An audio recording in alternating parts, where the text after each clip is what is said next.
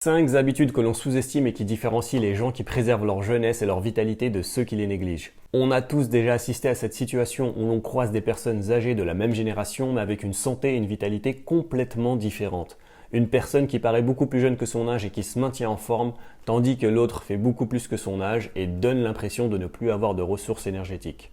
Et ce qui est sûr dans tout ça, c'est que la différence est loin d'être uniquement d'ordre génétique. La science est formelle, l'héritage génétique serait responsable d'environ 25% de l'espérance de vie et de la durée de vie en bonne santé. Tandis que les 75% restants se construisent chaque jour avec des habitudes que la plupart des gens sous-estiment ou ignorent. Voyons donc ensemble 5 habitudes qui font la différence entre ceux qui préservent leur santé et leur jeunesse de ceux qui les négligent. En numéro 1, soulever des charges lourdes au moins 2 fois par semaine. Retenez bien, les muscles ne sont pas là pour décorer, c'est littéralement une armure métabolique. Le muscle squelettique est le plus grand organe endocrinien du corps. Le travail de résistance permet de le développer.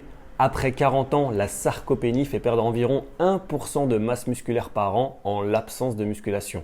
Ceux qui entretiennent leur masse musculaire se maintiennent, les autres non. La musculation régulière permet une meilleure gestion du glucose à chaque repas, moins de graisse viscérale, une meilleure densité osseuse préservée pendant la ménopause et l'andropause, une meilleure capacité à se relever d'une chaise sans les mains après 70 ans, et donc une meilleure stabilité et moins de risque de chute. En numéro 2, un apport quotidien en protéines. Les protéines ne sont pas uniquement destinées aux sportifs, elles ont un rôle structurel. Sachant que la résistance anabolique augmente après 50 ans, la plupart des adultes consomment bien moins que le seuil nécessaire pour maintenir leurs muscles et leurs os. Le niveau minimal sur lequel la littérature converge pour bien vieillir se situe autour de 1 à 1,2 g de protéines par kilo de poids corporel, ce qui représente pour une personne de 70 kg environ 70 à 84 g de protéines par jour. Un bon apport en protéines permet une synthèse des protéines musculaires mieux maintenue avec l'âge, une matrice osseuse mieux préservée, pas seulement via le calcium, une meilleure satiété et stabilité métabolique au repas